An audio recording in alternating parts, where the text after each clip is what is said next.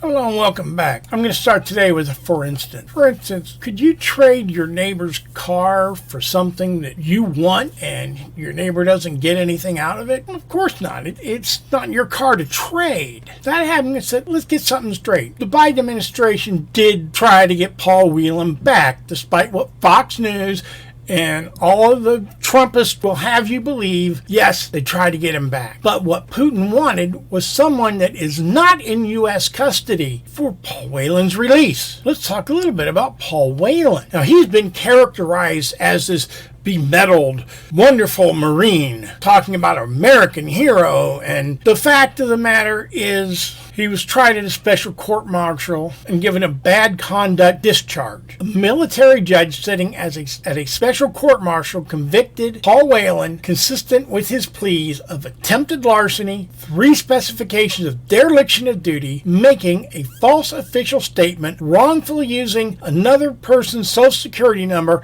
and 10 specifications of making and uttering checks without having sufficient funds for their payment. He was sentenced to 60 days restriction, reduction in pay to grade E4. He was pretty lucky with that one, and given a bad conduct discharge. He's not this great honorable Marine that everybody wants to make him out to say. That doesn't mean we shouldn't try to get him back. But let's set the record straight about who we're talking about. The person that Putin wants for his release is a man named Vadim Krazakov. Vadim Krazakov is a Russian FSB officer who was traveling under a fake identity that had clear ties to Russian intelligence. His passport had no biometric data on it, no fingerprints.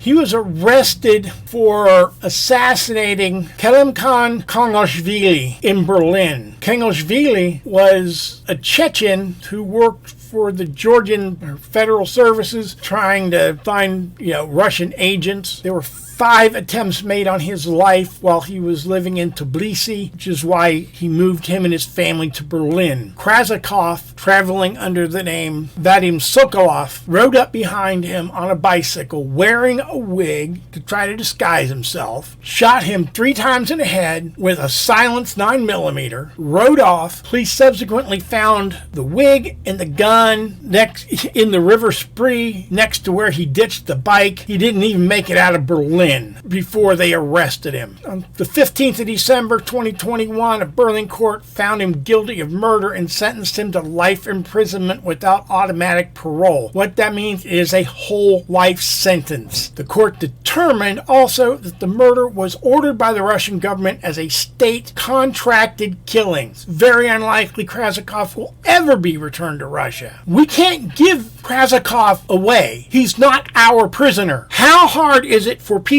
to understand that? You just want to talk about Whelan. He lied to his own family. He didn't tell them he got thrown out of the Marines. He told them that he was honorably discharged and just got tired of being a Marine, and the fact was they threw him out. So he's not super honorable. He took off from the wedding party while everybody was hanging out real close together because, hey, this is Russia. It's not, the most friendly place for Americans. Everybody's hanging out real close. He takes off on his own to go meet with one of his contacts with the FSB. You're making contacts with a foreign, or you're saying you're making contacts with a foreign intelligence service on their turf. What are you, fucking stupid? He walked himself into a trap. And let's look at it from the other side. Putin is deluded in his thinking that this is still the Cold War where the Soviet Union can put pressure on any Warsaw Pact country to do its bidding, and that the U.S. can apply sufficient pressure to make any of its NATO allies bend to its will. There is no Warsaw Pact. They all said, fuck you. We're done. We can't bring the kind of pressure that we could during the Cold War on our allies now, simply because, the USSR is dead. Putin fantasizes he's able to bring the same kind of pressure to bear that Lenin and Brezhnev could, but he can't. Brezhnev could threaten any number of things, to invade with Soviet and Warsaw Pact troops, to launch off nukes, any number of things. I mean, he was talking about having, at that time, one of, if not the best, certainly the largest army in the world between the Soviet Union and its Warsaw Pact satellite states. Today, the Russian army is the second best army fighting in Ukraine, so the odds of getting what he wants is a pipe dream. Whelan's family understands what happened. His brother said that he wishes that his brother could be coming home, but that it's better that one person comes home than nobody comes home. I don't understand why these acephalic Trumpophiles cannot realize that not even their hero could have gotten Whelan back because he had nothing to trade for him. The person Putin wants